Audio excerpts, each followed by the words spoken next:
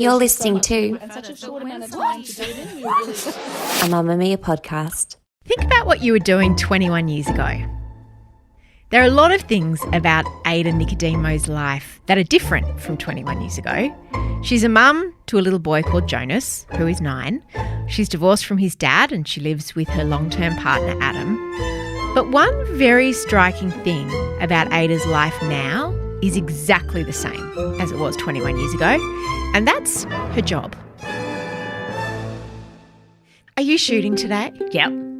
Yeah. What time? I don't have to be there till 12. I've got a really good week this week where, like, it's annoying because I've got 3 days of location, so a lot of driving. But To Palm Beach? To Palm Beach. But today's like 2 scenes. Yesterday was 1 scene. So I spend most of my day driving and listening to Mamamia. Ada is still playing the character of Leah. She's still living in Summer Bay. And she stayed in that same job for one very good reason. My name is Mia Friedman, and you're listening to No Filter, an interview podcast from Mamamia with people who tell their stories very candidly and aren't afraid to be vulnerable. In the year 2000, Ada Nicodemou joined the cast of Home and Away, Australia's second longest running soap opera after Neighbours. She signed on for a 6-month contract to play the role of Leah Paulos. But 21 years and a few near-death experiences and a few husbands. Leah's had way more husbands than Ada. She's only had one.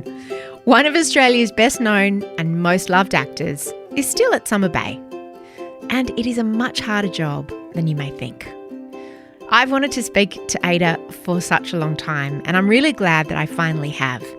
On this episode, we speak about creative burnout, I feel like it's what I'm going through at the moment, if I was being honest with you. loss, It's just really shit.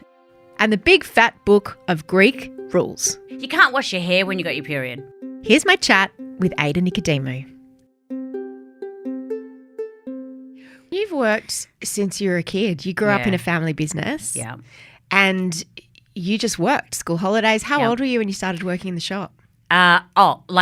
From 2 weeks old, I was in the shop. And I was like counting back money, before, like, I went to school. Like, I knew how to sort of count back change and all that sort of stuff. So I've always worked. And I like working.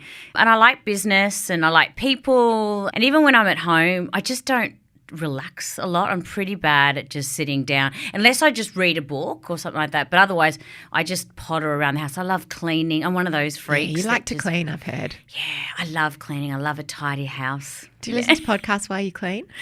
I don't actually. I don't right. do that. A lot of Yeah. people say that makes cleaning easier, but you just don't want anything to distract from the pure joy of the cleaning itself. You are so, yes, that's exactly Yeah. right. I find it's really my happy place. I really love to just potter around the house and move pillows and Make order. rearrange my pantry. And A psychologist would say, did you have quite a chaotic childhood? I know your parents divorced when you were about 14. Yeah. And I've heard you say that you were happy when they divorced. Yeah, I was happy. Yeah, it was a pretty, they always fought. I feel like I was always stuck in the middle. I was probably the adult a lot of times, looking after my parents. And look, I had a happy upbringing. It wasn't like, I got everything that I wanted. My parents were loving, but I just never felt, I guess, not so much safe, but there was a lot of instability because of their arguing. Yeah. I was very aware of both of their emotional state. So, yeah, when Mum sat me down and said, we're getting divorced, I'm like, oh, thank God. And that was still very hard because they argue. They still don't talk. Oh, that's rough. Yeah. What happened at your wedding? Well, I didn't invite my dad to my wedding, and I felt really, at the time I just thought that's what I had to do because I was doing the right thing by Mum. Because Dad left the country and wasn't there for us. Right, so it's not like they shared custody of you and Costa. No, they didn't. No. Mum did it. Mum is an amazing woman. She's my hero. She brought us up and I think we're quite well-adjusted people because of Mum. But I did feel like I wasn't able to invite Yeah, you felt my like dad. it would be disloyal. Yeah, so I didn't. And it wasn't until I remember after I got married and I saw my dad, he came to Australia and I saw him and he was very upset that I didn't invite him and whatever. But he opened up his wallet and he had these 2 really old school pictures from when Costa and I were really young, and they were all crinkled. And obviously he'd been walking around with these pictures of us ever since, we were young. And I thought, oh, wow, he does love us. And I felt really crappy that I didn't invite him. My brother invited him to his wedding. But look, I've made peace with all of that because I think my dad and I just don't get on. We're just really different people. I don't think he was there for me. No. I think I remind him a lot of my mum. He's not a bad person. He brought us up until I was 14, so he was in my life, but we were never close. I was a bit of a rat bag with him as well. I always kind of just pushed buttons and tried to agitate him. I just don't think we get on. Yeah. The big Greek book of family discipline. Yeah. What would most people not know about growing up in a Greek family, in a Greek household? Oh, there is a lot of rules. Like, I thought you were about to say the Greek book of rules because I always joke about... Well, yeah, the Greek book of rules. What's in that big Greek book of rules? Everything from, housework to when you've got your period, you're not allowed to lift anything heavy. You can't go into a Greek church. When you're hanging clothes on the line, the pegs, like the little stuff is inside on the heels hoist and the big stuff's on the outside and the pegs match and, fasting. There's so many stupid rules where I don't know. You can't wash your hair when you got your period. Why? I don't know. I don't actually know. So I'm going – I don't actually know. So I christened my goddaughter, my brother's daughter, on Sunday, and I've got to go today and wash her because she's had all the oil from the church on her and she hasn't been able to be washed for 3 days. And because Mum's in hospital, I said, so Mum, what do I need to do? She goes, well, you wash Sophia and then don't tip the bathwater anywhere where you walk in. You've got to tip it somewhere in the garden where you don't walk. And I've got to wash all the towels and everything that she's been wearing in that same water as well. Right, so why don't you tip the water anywhere where you can walk? She says, I don't know. It's just what you do. Don't question it. So that's how I grew up. There's a lot of rules that I have brought into my life that I don't know why I have them. Yeah. I save a lot of money. That's a good rule. That's a good rule. I have a lot of stability in my life where I can. Yeah, I don't know. What about boys and dating and things like that when you're a teenager? That wasn't allowed. Did it stop you though? So I did have a boyfriend. I was 14. We were going on a school camp and I'd never kissed a boy before. And we were on a train and Jack and everyone else was like, okay, so we're all going to have a kissing competition. I'm like, great. So I just thought a kissing competition meant that I don't know who kissed for the longest. So I just thought it meant just like a peck, a really long peck. So I went in for the kiss. I'm like, And then he sort of started moving his mouth and shoving his tongue. And I'm like, whoa, I don't do that until I'm married. And I guess that was part of the Greek book of rules. And anyway, he broke up with me because I wouldn't kiss him because I was frigid. Yeah. And then everyone at school camp, I was like the laughing stock because all the other schools were there. Anyway, everyone teased me because I didn't know how to kiss and I wouldn't do it until I was married. So did you wait until you were married? No.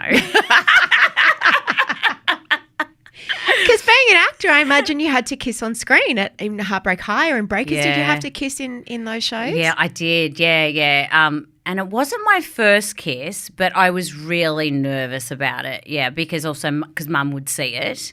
And also I was just kissing in front of people. And I think it was probably only my second kiss, actually. How old were you? 16.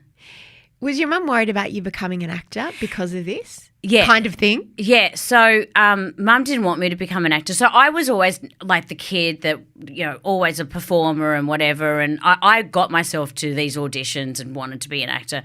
And when I got the job, because I had to leave school, I was 16. I was doing year 11 going into year 12, I think it was.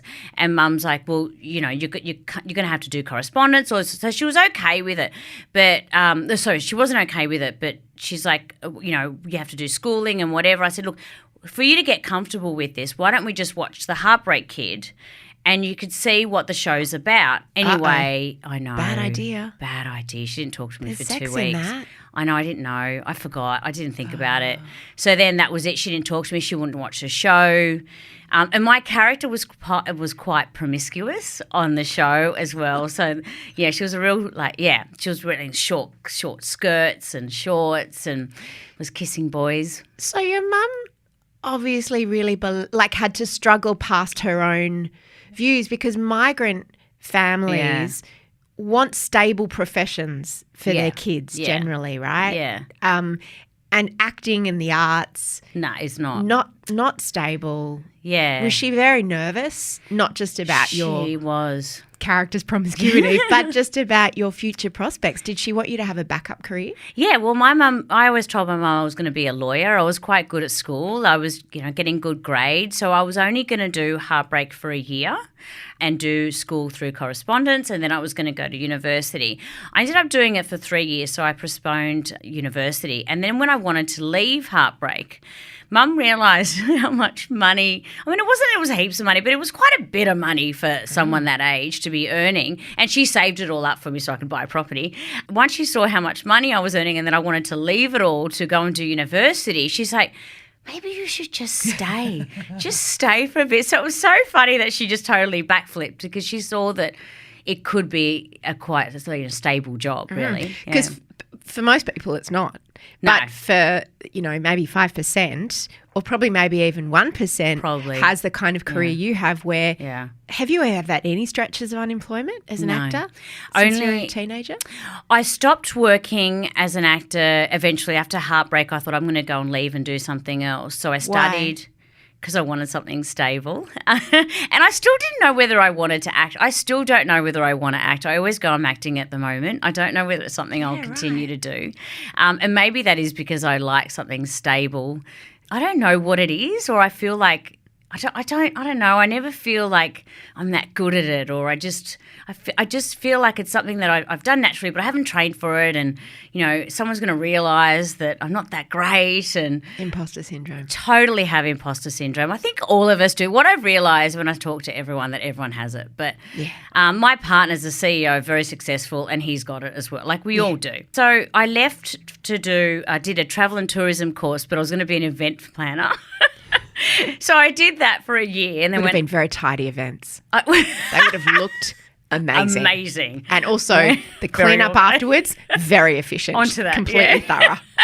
Totally. But I actually hated it, because I had an office job and I got up at the same time. I caught the same bus, the same train, lunch out at the same time. I thought, this is so boring, because I was so used to just instability. Every day is different. Every day is different. So I realised I really liked it. And then I got back into acting. And ever since I went back into it, I did Breakers. Then I got Home and Away, and I've been acting ever since. The only time I've had off is when I had Jonas. I had 5 months off. When did the feeling of, God, I hope my contract's renewed, when did that go away? Because for every actor, I imagine... Yeah. Do you come on it first with Home and Away for a guest spot of a few months, or is it a annual contract? How does it work? So most people get 13. So you're asked for like a 3-year contract, but it's a 13-week option. And so that's what I initially, when I got asked to go on. So I was quite lucky, because I was working on a show called Breakers, and they really liked my character. So when that got canned, they wrote my characters on Home and Away for me. So that was quite lucky. But I'd had such a bad experience on Breakers doing a soap. Why was it bad? It wasn't a great show to work for. No one wanted to be there. It was really disorganised. We'd be on for a few weeks, then it would be off. There was a lot of problems within the cast. There was addiction. There was a whole lot of stuff that was going on behind the scenes that wasn't really pleasant. How long were you on that show for? 2 years, 2 or 3. I think 2. But I just hated it, and I didn't really enjoy it. But it was well paid. And it was stable? It was a job. It was a job, and I was an actor. So what was it? And I was living out of home at that point. So and you were young. I was young, yeah. So when that finished, I was like, what am I going to do? And then Home and Away came up and said, we'll write this part for you. I said, oh, great. So, but I'll only do it, I think I said I'll only do it for a year. In case it was like Breakers. Yeah. And then I got on the show, and it was nothing like Breakers. It's such a beautiful show to work on. The people really make the show. Like everyone's just so lovely. It's a real family. I felt really stable. I loved what I was doing. It it was a hard time in my life because of my personal life. So Home and Away was just a happy place to go to every day. So I loved it. And I've been there for 21 years. Like, I've always loved the show. But in answer to your question, I only just got renewed last year. And I was like, oh, okay, they still want me. Like, I still think that, yeah. Because that's, I guess, every actor's fear on a long running show. I was going to ask if you feel now that the power balance has shifted, that you're just like, yeah, I have status and I have power in this situation and they need me as much as I need a job. I don't feel like that. The only thing that has shifted now is I go, I just miss being at home with Jonas. Ever since COVID, ever since we had lockdown and I was at home with him, and I realised what I'm missing out on, I'm like, oh, if I could just find a bit more balance. Yeah, and I've never felt like that before. I've always like work. It's always this rush to pay off the mortgage or do that or whatever. Like, I've just got that Greek in me that I've just got to keep working. Whereas now I've gone, it's enough. Like, I just want to, how much money do you need? How much stability do you need? Like, Jonas is about to be 9. And I want to drop him off and pick him up and learn where the gate is. Yeah, I do want to learn where the gate is. I do. And I want to stop asking him what uniform today is. Oh, no, that'll never happen. Really? I don't think it will ever happen. I mean, I don't know. But, you also like working. My mum said a really wise thing to me when each time I have gone on maternity leave and had a baby, I've completely lost my ambition for about a year and I haven't really wanted to work. And each time I've said to her, Mum, I think maybe I just want to stay home and fold teeny tiny socks. Like, that's just what I want to do.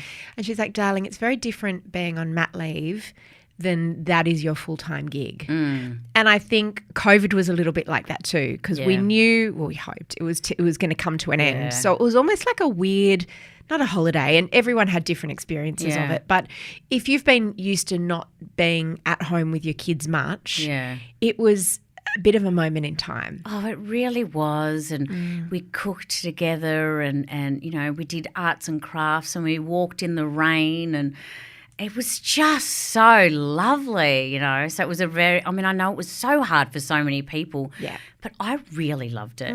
It really suited some people. Yeah. And look, I wasn't in a tiny apartment, and the weather was beautiful. And you weren't worried that you were going to lose your job? No, I knew we were going back. I think the people lots of different people did it tougher, but in terms of parents at home, I think parents with really little kids, that was hard, man. Like keeping a toddler entertained inside for 8 weeks. Yeah. Holy moly. Yeah. So how many days a week do you work, or is it different every week depending on the script? It's different every week, but it tends to be 5, sometimes 6. Last year during COVID we were doing 6. Why 6? Because we had to work Saturdays because we had the 8 weeks off. We had catch up to do.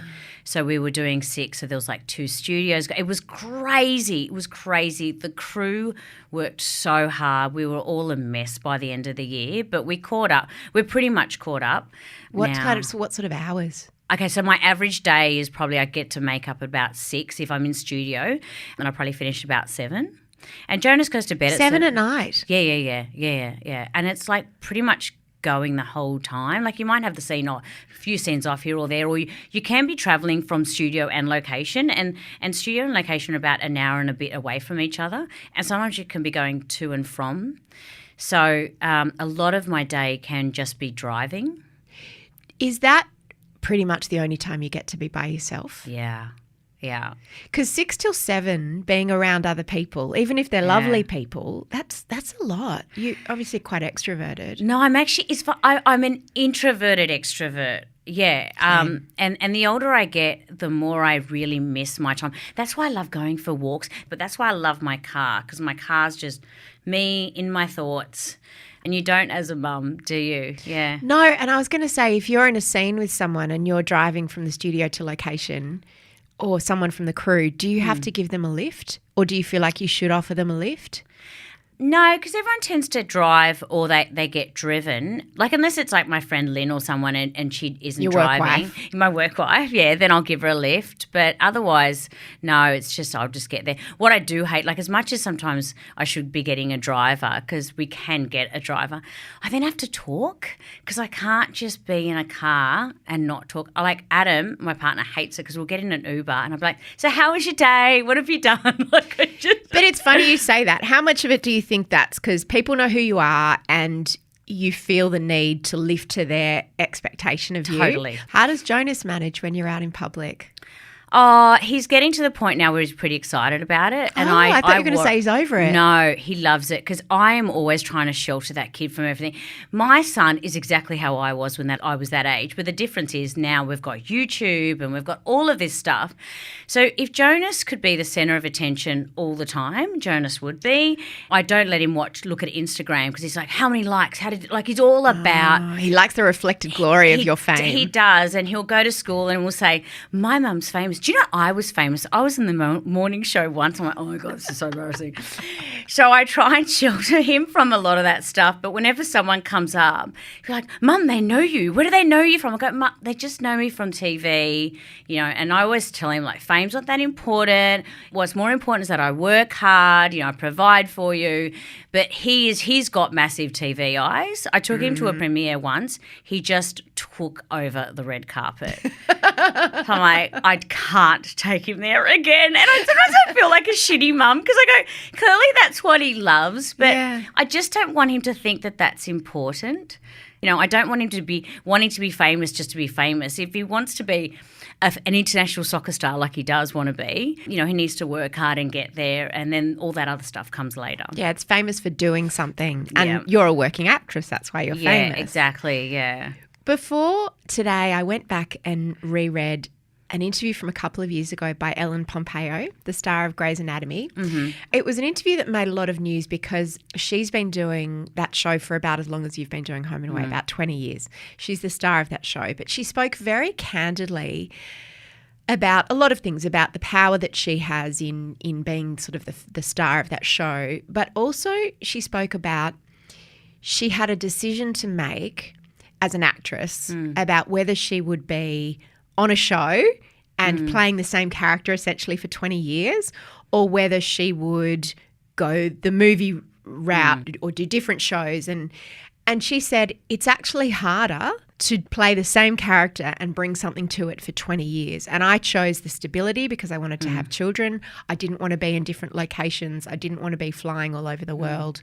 And she basically said it's a mistake for actors to look down on actors who are working actors in long-running shows. And it made me think about you because that was obviously a choice you made too. Yeah, it was a choice I made. And I love television and I love stability and, it's afforded me a great life and it's meant that, I have been here in this country and at home as much as I can with Jonas. I did want a big family and I wanted to always be in this country and I love this country and I couldn't imagine bringing up a child overseas. I think for me, I just think it'd be too hard, like hustling all the time for different roles and being out of work. And I don't love acting that much. I love working. And so it was a real conscious choice for me. And I've always said if Home and Away ended tomorrow for me, I might not continue to act. I might do something else. Because as much as acting's a lot of fun and I do enjoy doing it, the hustle of it is just not fun. The auditions. I better say the auditions, yeah. Like, do they like me? Don't they like me? All of that. I just don't think it's great for your psyche and I just don't want it that much. I think, I have wanted this life and I have designed it this way and I'm happy with it. There's two types of burnout. There's the burnout from working really long hours, which it sounds like you do. Yeah. There's also the burnout for creative people of doing the same thing again and again, which can feel quite exhausting. Have you experienced those two different types of burnout and how do you manage them? I feel like it's what I'm going through at the moment, if I was being honest with you. I do feel like I am tired because I'm just working so much and I haven't stopped for years. So I am feeling very tired. I feel like I just need to stop for a bit, so Sounds I can be a bit more creative. Now, in saying that, the good thing about Home and Away is that because there's so many storylines, you are doing different things all the time. And I do other stuff. Like I just finished Dancing with the Stars, and we do have the opportunity to do other stuff. But I just feel like I just need 6 months or something. I just need a sabbatical. I just need a bit of time, yeah. I'm Mia Friedman, and you're listening to No Filter with Ada Nicodemou. No one has a baby thinking that they're not going to be with them full time. Yeah. And when you and Chris split up, how did you adjust to not having him with you sometimes? Because, I mean, you guys are so close. Yeah, it was really hard. I didn't know what to do with myself. I used to just walk around the house like feeling at a loss and not knowing what to do. And I was quite depressed because also I was just so depressed anyway, but I just didn't want to see my friends. I just felt like a part of me just was missing. But then what happens is because once you do have kids, you realise you don't have any time to yourself. Especially as a single parent. As a single parent, I started going, this is actually amazing. I could exercise, I could see my friends, I could go shopping. So now I got to a really good balance where I went, I really love you and I love my time with you, but I love my time by myself as well. How old was he when Adam came into his life? Oh, have Adam and I been together? I think Adam and I have been together 4 years. How did you meet? So at a Channel 7 function. Actually, at the upfronts. You know what upfronts are? Yeah. So it's a big fancy do where the television station presents to all the potential advertisers all the shows they've got coming up for the next year. Yeah. And look, I didn't want to go, and I wasn't I hadn't literally gone out for a year. I was severely depressed. I just didn't want to see. How long ago had you become single? Probably about a year, and hadn't been doing much dating. No, like men physically repulsed me. Like I didn't want anyone to come near me. I think no one did come near me because I was That's scary. An attractive quality. Do you know when you're like, ugh, get away from me? I didn't want anything to do with them. But the upfronts happened to be in the studio next to us at Home and Away. Couldn't avoid it. And contractually obliged. I had to go, and Claire, my manager's like, Ada, literally all you got to do is walk next door. Just go show your face and leave. I'm like, all right. And something in me went, oh, look, I feel like I should just go. And I don't know what that was about. But anyway, I went and I just was like, oh, I'm here. I wasn't really talking to anyone. But then this guy came up and just started chatting to me. And it was actually because I'm always, whenever I'm going to a function, I'm always looking for food. And somehow I think he was looking for the chicken, for the food or something, or I'd just eaten something. Anyway, somehow we started a conversation about food. And I said, look, FYI, go and stand over there. That's where the food's coming out. So I didn't really have much of a conversation with him. And then he did come back later and started chatting to me again. But I didn't think anything of it, really. I spent most of the time talking to this other guy and his colleague who were in advertising, and he was married, right? Nice enough guys, but I was talking to them. Anyway, the next day I was in makeup and my manager rings up and goes, hey, Ada, there's a guy that wants to send flowers to your dressing room. What do I do? I'm like, oh, no, it's the married man. I'm like, Jesus, no. And she goes, look, I've looked him, like he seems pretty legit. Like he didn't know who you were and he had to Google you. And like he seems like he's gone to a lot of effort. And then I thought. Not a stalker. Not a stalker, because I was a bit worried. Didn't want to send flowers to Leah. No. So she did all the sort of checking and he seemed okay. And I thought, I've never been sent flowers before. And I was feeling like, no one's ever asked me out on a date. Like literally, like I hadn't been ever romanced like that. And I thought, I was feeling pretty shitty about myself. So I thought, how nice would it be to get like flowers sent? So, and at work, bonus points. And at work. So I did get them sent and he wrote me this really lovely card and asked whether I'd just go out for coffee or anything. And I thought, look, I don't want to do that, but I thought I'll just ring him up because it's just the polite thing to do because he went to so much. Why didn't you want to do that? Because I just didn't want to see anyone. I just wasn't in a state. So anyway, I rang him up and, we just got talking and then I thought, bugger it, I'll just go out on a date with him. But I had my sister-in-law waiting, like not far, just in case I didn't really want to be there. I just was touched. He was just such a gentleman. He stood up. Like I went to go to the bathroom and he stood up. Like, have you ever had a guy do that? I see. I'd never had a guy do that. I never had a guy romance. Anyway, he was just lovely and, that's how it started. How did you feel about introducing him to Jonas? Took about a year. We didn't introduce him straight away. And it was actually Adam's decision. It was really lovely. He said, look, until we know where we are.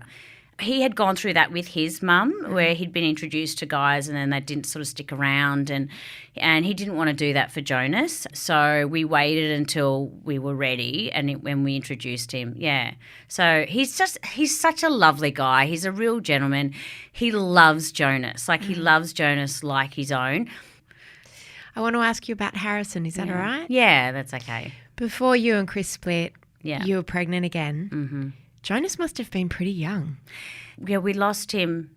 Actually, we lost him. By the time I lost him, he was just 2, I think. So he was pretty young.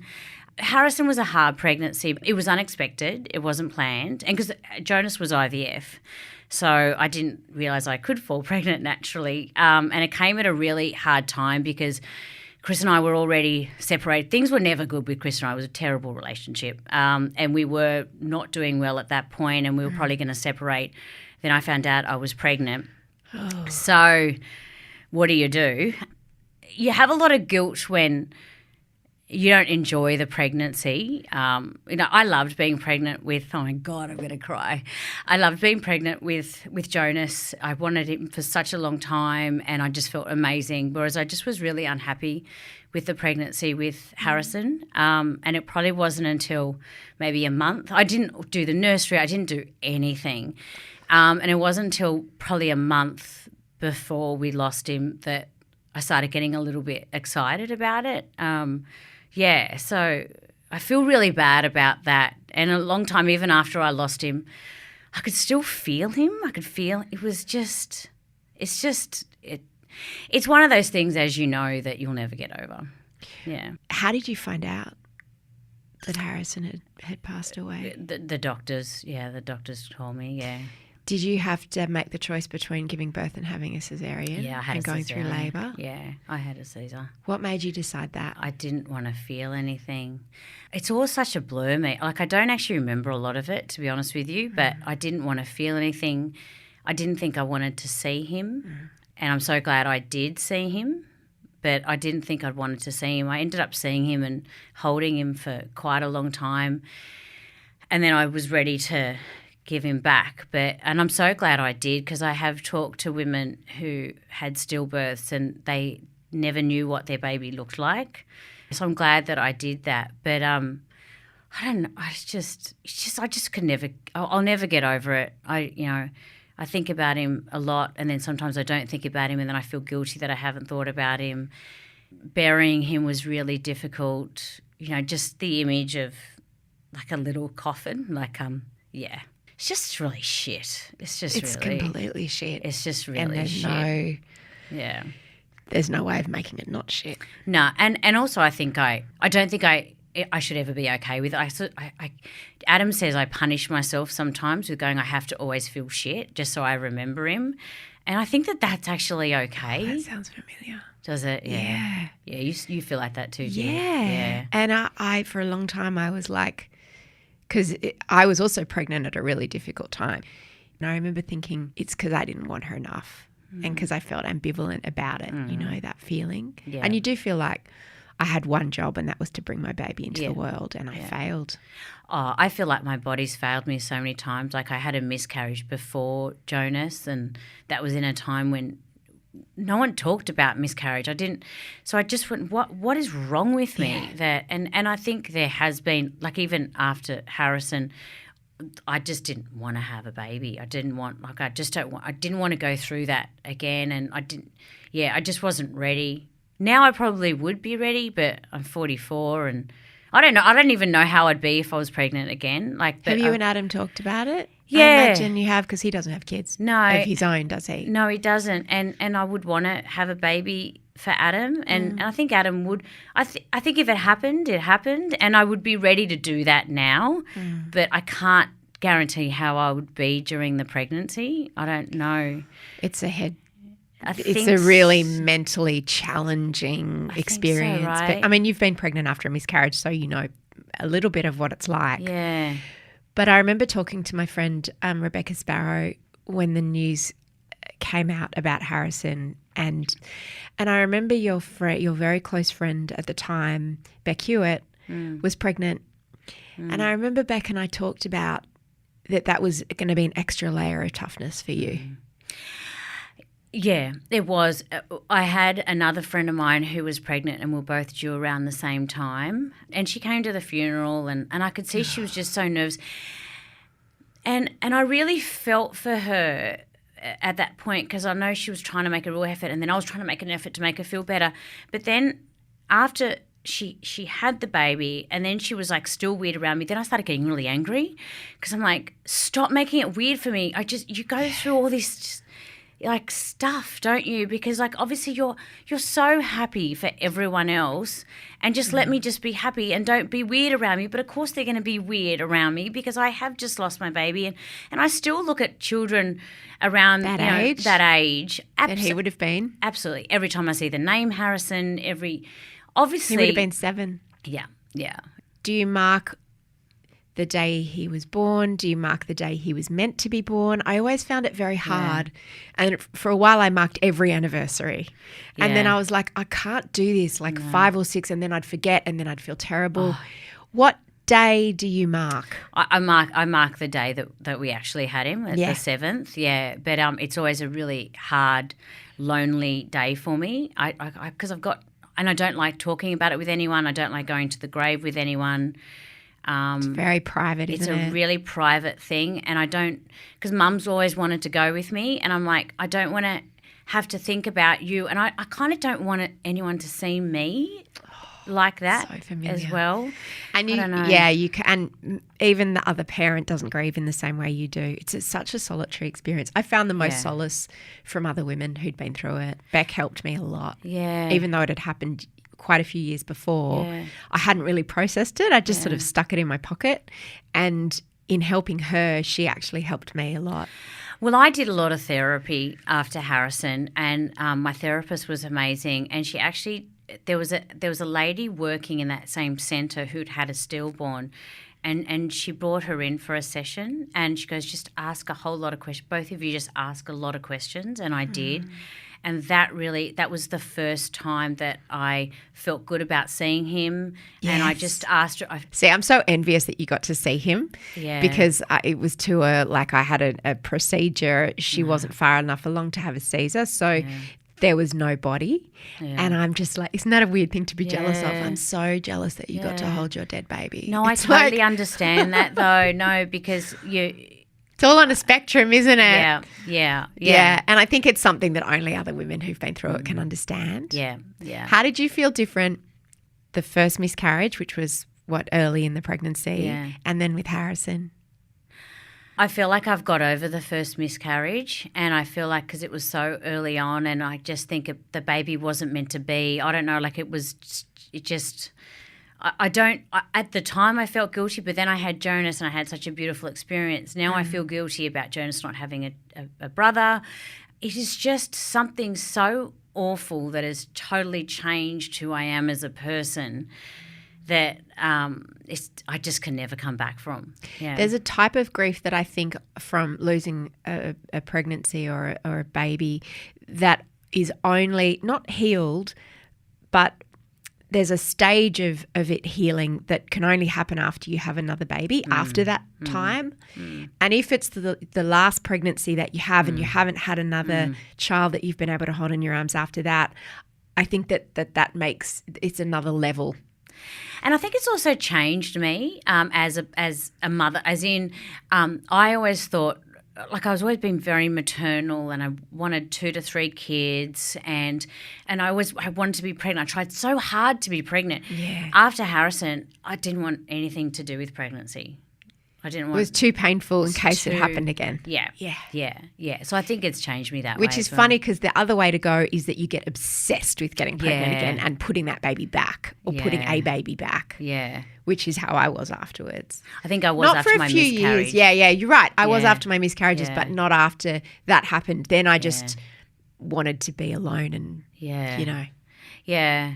And I think it's good that we're all talking about it because it is so common. And for a long time, I couldn't talk about it, and I still hate it. I hate it in the media. Every time an article is written about me, they bring up Harrison, and I'm like, don't you know how much that hurts? Oh, I know, that's why didn't know. But this is different, because this is obviously a very different form. But if you're talking about, the stupid, like, what was our new idea? Ada's getting pregnant. Ada's getting married this week. Oh, and by the way, well, it's like, stop it. Or, and I also hate that. I think it's such a private thing, and I don't want to keep seeing it because it triggers me off. And I also don't like that people think that Chris and I broke up because of Harrison. Because I don't want to give. It wasn't. It was a terrible relationship. We didn't break up because of Harrison. So I don't like seeing that stuff in the media all the time. But I guess that's just I don't know. It's so hard when you're in the public eye because you have to deal with all this grief, it's always in front of you, and it doesn't allow you to move on sometimes. Grace Tame, Australian of the Year, made a speech that's made me really think about what I do in here as well in this podcast studio. She said, you've got to be careful when you're rummaging in someone's grief. Like she said, she'll do interviews with journalists and they'll be like, tell us about the darkest day when you were abused. And she said, that is trauma. And you've got to... She said, I understand that that's why I'm Australian of the Year and I will talk about those things because it's important, but don't ask me to relive my trauma for your entertainment. And this sounds completely hypocritical because I asked you about Harrison. But I also asked you before we started, and if you'd have said, I don't want to talk about that, I wouldn't have brought it up. But I also knew that I wanted to talk to you about it because I know you've gone through it. Yeah. And I was prepared for it now when it's a completely different... You do have to be prepared, don't you? It's like, okay. Yeah. But for a long time, like fundraisers to deal with stillbirth, like I don't... The poster child. Did people try to make you the face of stillbirth? I didn't want, and still to this, I don't want to be the person. I don't want to talk about it. I want to turn, and even when other women come up, it's different if it's just the two of us talking about it. But I find I will talk about your grief, but I don't want to relive mine because I'm just so private about it. Yeah. How do you have private things? Like, your marriage breaking up, your new relationship with Adam. Yeah. I struggle with that because I am really private, but unfortunately, early on in my marriage, I did talk to the media about stuff, and now I can't not talk. I mean, you can't go, here, I'll sell you this story, but now I don't want to talk to you. And it's not until something really major happens you go, oh, my God, why did I allow everyone in? But then I go, well, it's probably a good thing that people do relate to me, and people, if they have had a stillborn or whatever, now people can come up and go, look, thank you. I found even when you were talking about it, I'd never heard anyone talk about miscarriage and stillbirth before. So I was like, oh, wow, okay, there's someone talking about it. That's good. So... Yeah, but you are allowed boundaries as well. I try and create those more so now. And just because you did something once, 10 years ago, 20 years ago, at a different time in your life, in a different climate, doesn't mean you have to always leave the gate open. I had this really awful experience not long after Harrison where I went to go and get my nails done. Mine had been 2 months after or whatever. And so you're stuck there getting your nails done. And this woman, this other person getting her nails done, it's asking me literally 1,000,001 questions. So where'd you bury him? What was he like? Did you see him? Blah, blah, blah. Are you going to have another baby? Oh my God. For an hour, you should have another baby, blah, blah. When I I felt I just couldn't go anywhere. And then I felt like I had to answer her questions. And she asked me stuff that even my mum hadn't asked me, you need to have another baby. Why aren't you having another baby? And I walked out of there bawling my eyes out, crying, and I just felt so exposed. And I remember talking to my friend about it, and she said, well, why did you sit there and listen? I said, well, I felt like I had to. I felt like I had to give her that. And she's like, no, you don't have to do that. You can actually say, this is really difficult, and you're asking really personal questions. And I really struggle with that. So when the media or anyone does ask questions, I really struggle going, that's actually really private. I think as women, and particularly being in the public eye, you don't want anyone to be, Ava's a diva and she's unfriendly and everything. But what does Glennon Doyle say? You have a choice between disappointing someone else and disappointing yourself. Yeah. That's what boundaries are about. Yeah. And you need to choose yourself when it's something that's so personal and so upsetting. Yeah, and that's what I'm trying to do. Yeah, I mean, my therapist always says to me, "Would you talk to a stranger the way you talk to yourself, like in your head?" I'm like, "Oh my God, I know, Never. I know." So I do. I recognise that a lot more now. Like when I do start doing that negative stuff in my head, I'm like, stop it. Like stop saying that about yourself. And it's the same thing with boundaries. Yeah, I'm trying to stick up for myself a lot more. You should. Yeah. How do you learn your lines? I want to end by asking some really basic questions. Do you get a script? How do you do it? How do you learn them? I think I'm really good at learning them really fast because I just sort of read over them a few times and they're just sort of in there. So I'll read over them before I go to bed and I'll read over them again in the morning, and then in the makeup chair I pretty much learn them, and maybe after the first rehearsal they're in my head. So you get to do a rehearsal? You get probably 3 or 4 rehearsals. Now, to block out the scene? Yeah. And then you start shooting. We shoot pretty fast. Now, in saying what I just said about learning lines, if I had 10 scenes straight, I wouldn't just learn them that quickly. Like you have to sort of sit there for a while. How long does a scene go for? About 40 minutes. 40 minutes to film a scene? Yeah. And how much talking will there be in that? Probably and about how much 2 waiting minutes. around? Oh, you're not waiting around because you're doing like 3 or 4 rehearsals, then you do checks and then you start filming and you've got different shots. Go to woe in 40 minutes, including rehearsals. Yeah. We shoot really fast. I think we shoot the fastest out of any soap, I think. Making half an hour 5 times a week. Yeah. 2.5 hours of television and a we week. do a really good job. Like I'm so proud of the product, and we shoot sort of like film does, with the different angles and the different sort of setups with lighting and whatever. It's not just grid lighting anymore, so it looks quite good. Do you shoot chronologically? No, we shoot more about like sets, so the diner set or the Morgan house, but we're 2 crews working at once. So one block is on location the first week, and then you go into studio, and then the block that was on location the week beforehand is in studio. So you do some things out of order. So you might do like a week's worth of diner scenes, or like 2 weeks worth of diner scenes? A week, because that's the studio element of that week. So you'll shoot like a diner day on one day. So, it's out of order, and then another day will be another set. And do you just get scenes sent to you one at a time, or are you like, well, hang on, why am I crying here? And it's because of something that happened in an episode you haven't shot yet. No, you get the episode. So you read the whole episode. Yeah. So you know where you've got to sort of understand your own continuity. But in saying that, like I don't spend – like I sort of go, you're just going to be truthful in the moment. I don't really know what you did before you came into this room, and I don't really know what you're going to do after. And same goes for me. I don't really know what I'm going to do after. Character. My character, yeah. So I don't spend too long on continuity, but some people do. Some people read the whole episode. I just read my scenes. What's the dynamic with people who come in and out for guest stints? Like, is there a core cast of regulars? Yes. I think there's 20-odd of us. Who are the solid regulars. Yeah. And then people come in. We have heaps of guests, and we have some long-running guests and like sort of some that might just be in for a 50-worder, which might just be one scene. So it depends. But I'd like to think we treat our guests really well. We make them feel really welcome, because it's really hard coming in, as you would know, into a workplace where everyone knows each other really well and they're very nervous. So I try and make them feel really comfortable. There've been a lot of really interesting, fun people going through the show, haven't there? Yeah. Do you bond with some more than others, I imagine? Absolutely. Yeah. Is it quite intense?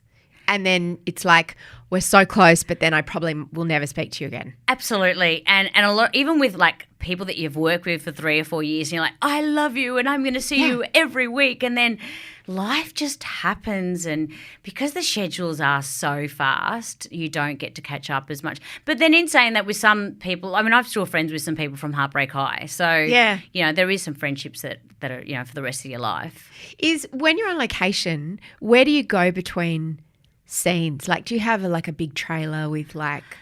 It's not fancy, no. So I sit in my car a lot of the time, but we do have a green room that we share with everyone, but it's really tiny and it's not the best. And you probably want to be just I just like By being yourself. in my car. Yeah, And you don't reading. have to wear like bikinis on the beach and stuff anymore, do you? Well, so I didn't for a really long time. I mean, I would like it if you did. No, I didn't for a long time, and then I happened to say in media somewhere, I don't know why they don't put me in a bikini. Uh-oh. Anyway, then I started wearing a bikini as of like last year or the year before, and I'm really uncomfortable about it, not because of my body. I'm very comfortable with my body, but all the crew are like my brothers and my uncles. So it's weird. And also there's also a pap that likes to take photos of you when you're bending down or whatever. And he tries to get the worst angle. It's really yucky. And those photos get sold to the women's magazines and the Daily Mail. Exactly. And it's never like, oh, Ada, looks great. It's it's all icky. I just don't like it. I love you. Oh, Mia, I love you so much. I'm going to start fangirling now. Thank you so much. I hope you enjoyed that. I was going to say I don't know if Ada did because it was a journey, wasn't it? I knew that I wanted to ask her about Harrison before she came in, and I think she knew that she was going to talk about it. And I'm so glad she was honest about the part where she doesn't just want to be the poster child and she doesn't just want to chat about it in every interview because it is such a deeply personal thing. And that took me off guard a little bit because then I suddenly thought, have I pushed on a button that's too sensitive? Have I pushed on a really sore spot? And I mean, of course it's going to be sore. It's like pushing on a bruise. It's always going to hurt. But there's something about having gone through losing a pregnancy, particularly a late-term pregnancy. And I don't mean it's necessarily worse than losing a pregnancy earlier, but it is a very specific experience. This experience of the physicality of it, the experience of everybody knowing that you're pregnant, of visibly being pregnant, of having felt your baby move, of having to make decisions around how after that baby has died, you help it be brought into the world and about what you do with its remains. They're all horrible, horrible decisions and experiences that no one signs up for, that no one wants to have, and that only other women who've been through it can relate to. And I say that with the greatest respect of the men who have their own journey of grief, or the partners of women who've been through it, I should say, who have their own journey of grief as a partner. But when it's happening in your body, it's very, very specific. And I remember Beck and I talking, as I said to Ada, that thing of, oh no, he's another member of our club. It's the club no one wants to join. And I've met some amazing women through that club. And the important thing to say, if you're going through that now or know someone who is or have done recently, is that you get through it. You are forever changed, but as you could hear with Ada, you get through it. If you are after more of Ada, and why wouldn't you be? She's an absolute bloody delight. You can follow her on Instagram. She runs this great book club with her work wife, Lynn McGranger. And we have a podcast called Quizish, and we chose like iconic couples to be on this podcast. And we had Ada and Lynn. And I don't even watch Home and Away that much, but their friendship and the dynamic between them is just so delightful to listen to. I'll put a link in the show notes. It's work wives at their best. Thank you so much for listening to No Filter. Please share this podcast with someone who you know might appreciate it or enjoy it or might need to hear it. The assistant producer of No Filter is Lucy Neville. The executive producer on No Filter is Eliza Ratliff. I'm Mia Friedman, and I'll see you on the Mamamia app. Mamamia acknowledges the traditional owners of the land we have recorded this podcast on, the Gadigal people of the Eora Nation. We pay our respects to their elders, past and present, and extend that respect to all Aboriginal and Torres Strait Islander cultures.